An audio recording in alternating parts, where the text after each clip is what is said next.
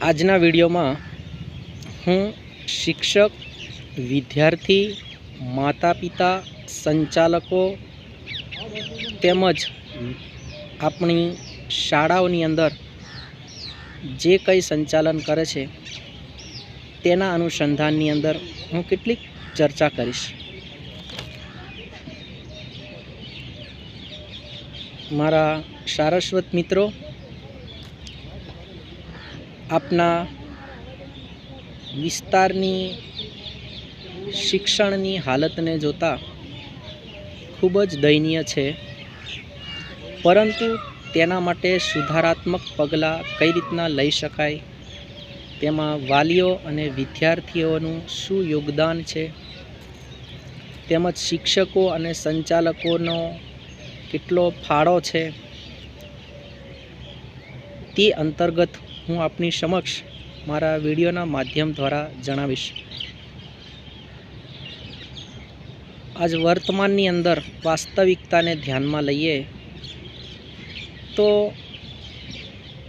શિક્ષણ મેળવવા માટે વિદ્યાર્થી સૌપ્રથમ તો એને ઇન્ટરેસ્ટ એટલે કે રસ હોવો જોઈએ. તેના માટે તેને ઘરમાંથી માતા પિતાની આર્થિક મદદ તેમજ તેમને કુટુંબમાંથી મળતી સહભાગીદારી, સાથે સાથે તેમને આજુબાજુનું વાતાવરણ એટલે કે સમાજની પણ ખૂબ જ અસર અને ફાળો રહેલો છે. પરંતુ વિદ્યાર્થીઓ આજે શિક્ષણ નથી લઈ રહ્યા અને કેટલાક વિદ્યાર્થીઓ લઈ રહ્યા છે જે ધન્યને પાત્ર છે, પરંતુ તેના માટે વિદ્યાર્થીએ પોતે રસ દાખવવો પડશે, વાલીએ તેની પાછળ આર્થિક રીતે મદદ કરવી પડશે, વિદ્યાર્થીને તેની અવસ્થા પ્રમાણે તે પગથિયા સ્ટેપ બાય સ્ટેપ ચાલી રહ્યો છે તેમાં તેને ફક્ત ને ફક્ત ટેકો આપવાનો છે. આજે ઉદાહરણ તરીકે ધારી લઈએ કે કોઈ વિદ્યાર્થી એક શિક્ષકનો બનવા માટે કોર્સ કરી રહ્યો છે, તેને શિક્ષક બનવાનું સ્વપ્ન છે, તેને સાકાર કરવા માટે વાલીએ વિદ્યાર્થીને કઈ રીતના મદદરૂપ બની શકાય.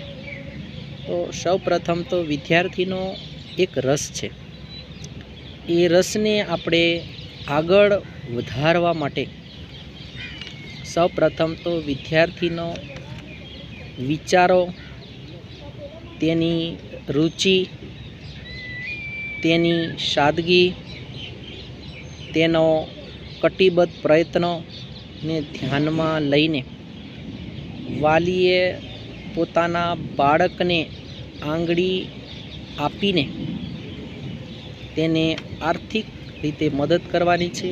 બાળક જ્યાં પહોંચવા માટે પ્રયત્ન કરતો છે એ પ્રયત્નને આપણે મદદ કરવાની છે. આજે વિદ્યાર્થી પોતાનું 10મું ધોરણ પૂર્ણ કરી, 12મું ધોરણ પૂર્ણ કરી અને કોલેજ લેવલનો અભ્યાસક્રમ પૂર્ણ કરી એક શિક્ષક બનવા જઈ રહ્યો છે, ત્યારે તેને એજ્યુકેશન લાઇનની અંદર ન સમજ હોય તો જાણકાર કોઈ શિક્ષક મિત્રો પાસે અથવા કોઈ જાગૃત વ્યક્તિ પાસે જાણી અને ખાસ કરીને આપણે એક યુનિવર્સિટીનો સંપર્ક સાધી લેવાનો છે, જેના મારફતે આપણને ઘણી બધી સવલતો મળી શકશે, જેવી કે હોસ્ટેલમાં રહેવાની, ત્યાં રહીને ભણવાની, ત્યાં રહીને આપણને પૂરતી ભોજનની વ્યવસ્થા, ત્યાં રહીને પુસ્તકોની સુવિધા તેમજ વગેરે વગેરે પ્રકારની આપણને સુવિધાઓ મળી રહેશે. પરંતુ તેના માટે આપણે એક શિક્ષક બનવાનું સ્વપ્ન છે તેને સાકાર કરવા માટે હંમેશા પ્રયત્નશીલ રહેવાનું છે અને તેના માટેનો અભ્યાસક્રમ છે તેને પરિપૂર્ણ કરવા માટે કટિબદ્ધ રહેવાનું છે.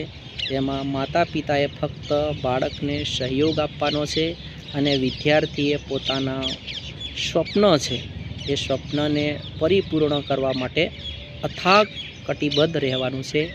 તો એક દિવસ તેમનું સ્વપ્ન પૂરું થશે અને થશે. ધન્યવાદ.